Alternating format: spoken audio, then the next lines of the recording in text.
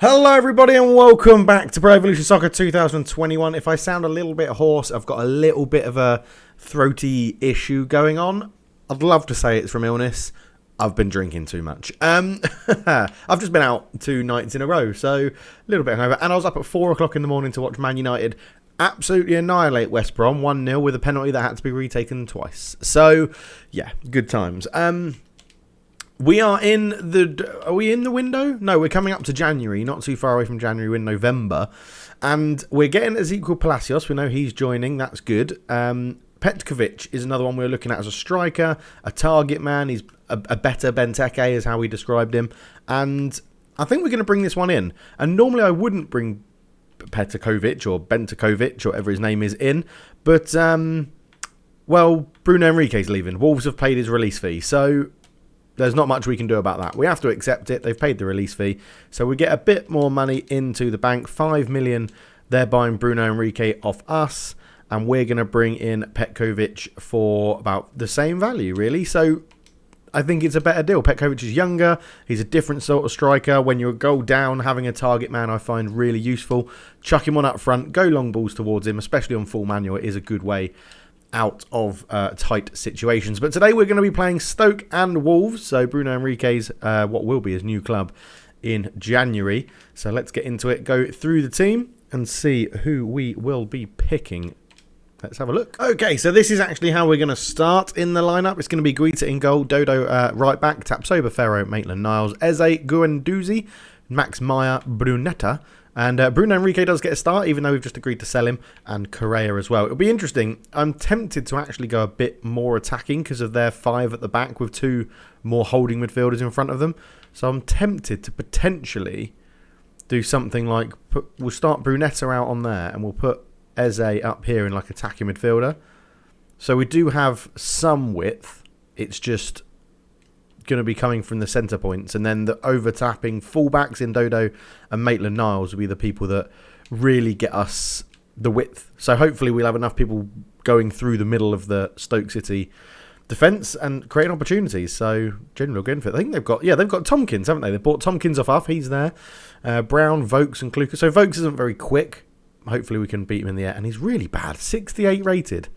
We should be battering them, to be honest. Let's get... where's my players to join attack? We want you to centre-backs coming up, definitely. And marking settings. Let's get Ferro to mark Vokes. That's not going to be a problem.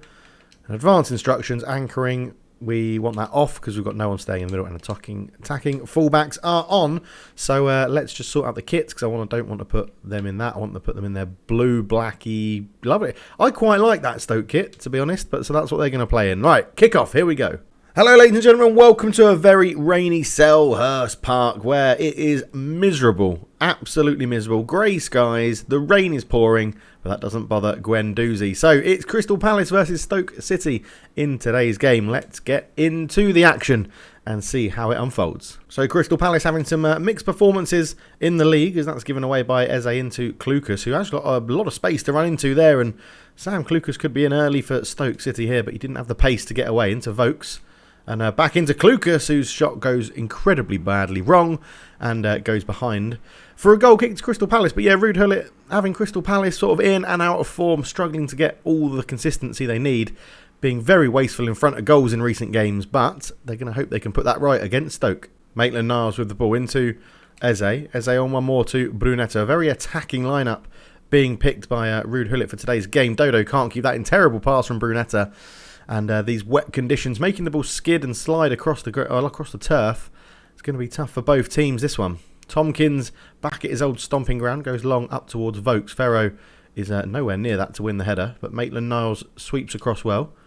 Dodo tries to pick out Eze. It will just about get there, but it hits the Crystal Palace player on the arse. And Max Meyer will take control of possession. Dodo has it up towards Brunetta. Brunetta turns into Bruno Henrique. Rumoured that already agreed a move away from the club, but Bruno Henrique's done really well here. Great shot, and the keeper's touched it past the post. 8 minutes in, and Bruno Henrique is trying to show the Crystal Palace, well, managers and fans, what they're going to miss if that move to Wolves does go through. And it's a great save from the goalkeeper. Left-footed hit from Bruno Henrique. And it's the first corner of the day for Crystal Palace as this one's going to go up in the air towards Ferro. Tries to flick that one on towards Top Sober. Cleared away. And Correa will be able to take this throw-in quickly. Maitland-Niles tries to dink it in towards Bruno Enrique. Did get there first, but the referee's given a free kick. I think it's offside. It is a good line from Stoke City, so remains 0-0.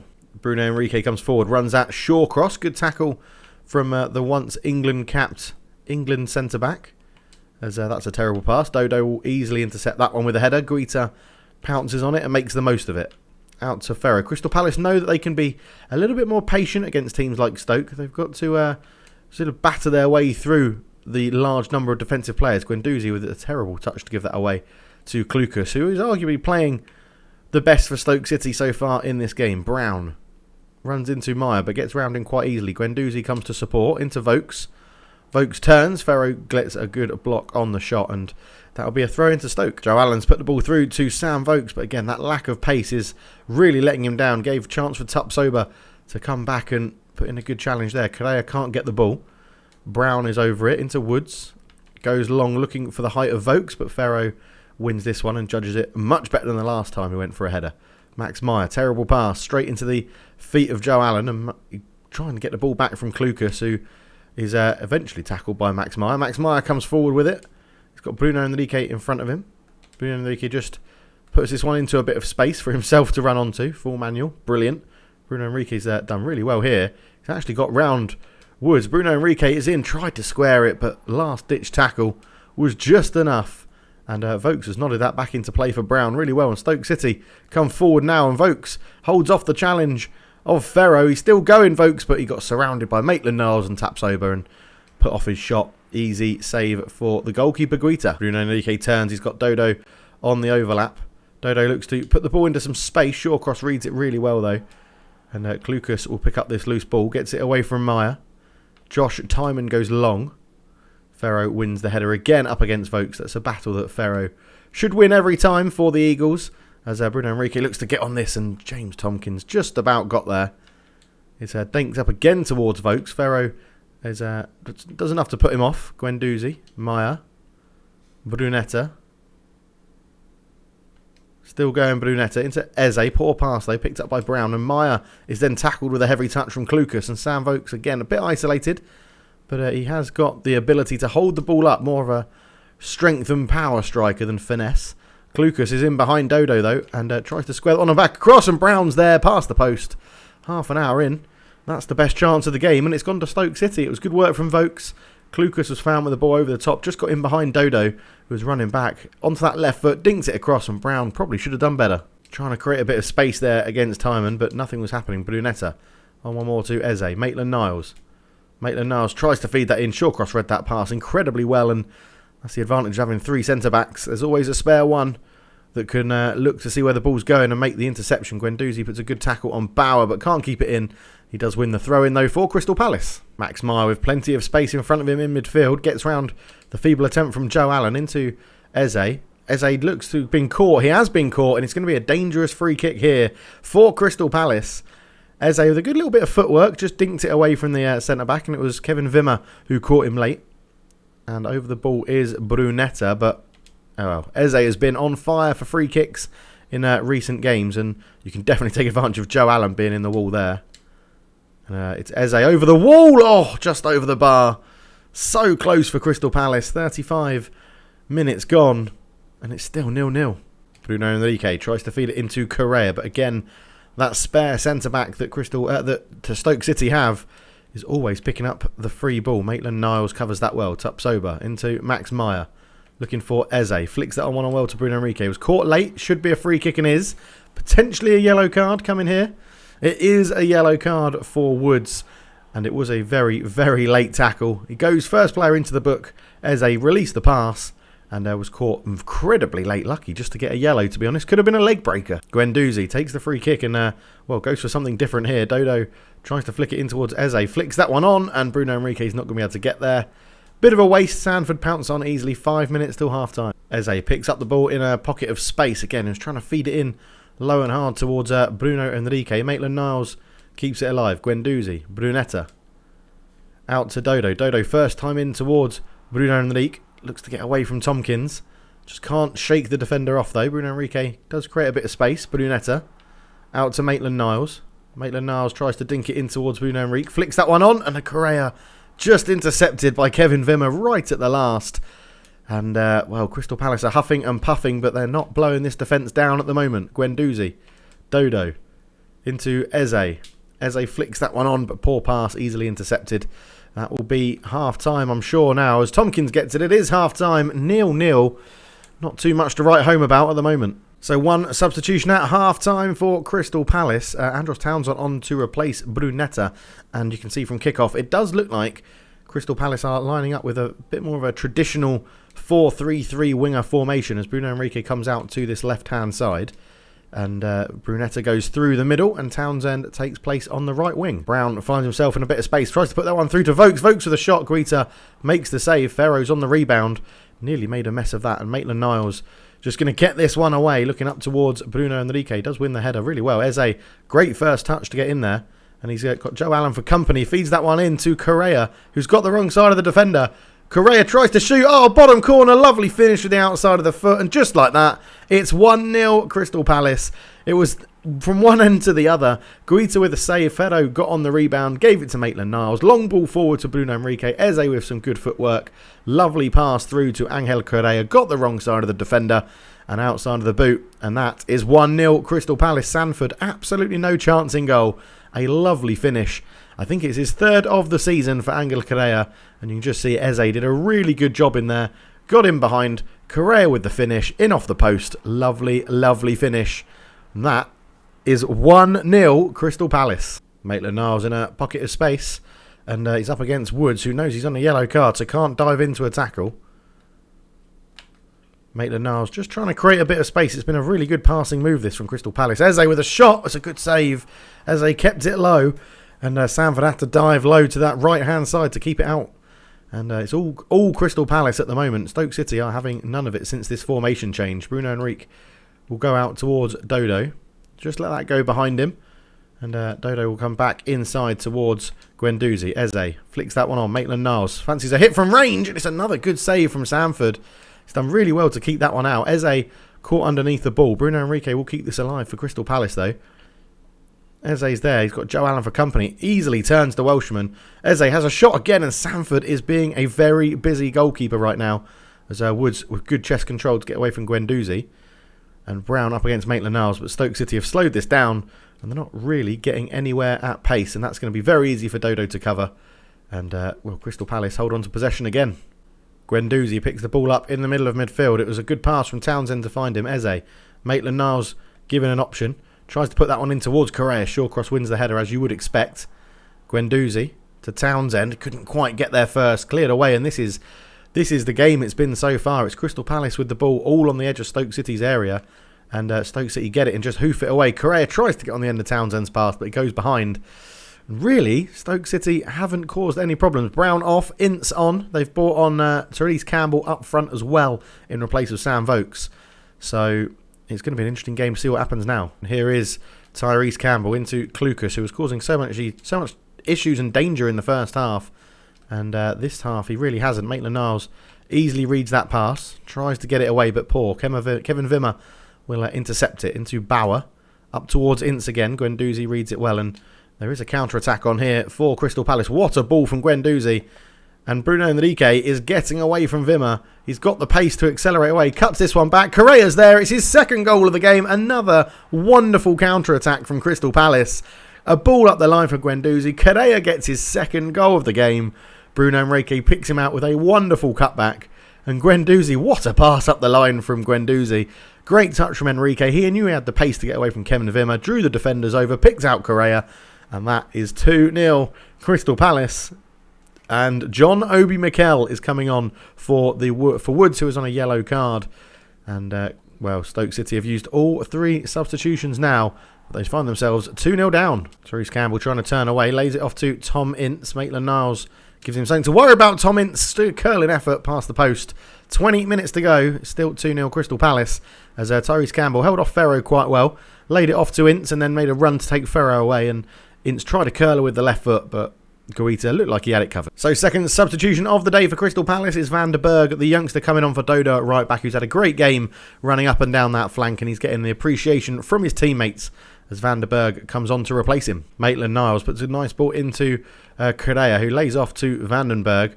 The youngster's coming forward here. Was he caught late by Allen? No, referee says he got the ball. Play on. And, well, Crystal Palace are still committing men forward. Taps over with a good header. Max Meyer into Maitland-Niles. Sees the run of Townsend. Tries to pick him out. Joe Allen's back there, and a good header from the young. He's not young. Joe Allen's really old. He's a good header from the small Welshman. 15 minutes to go.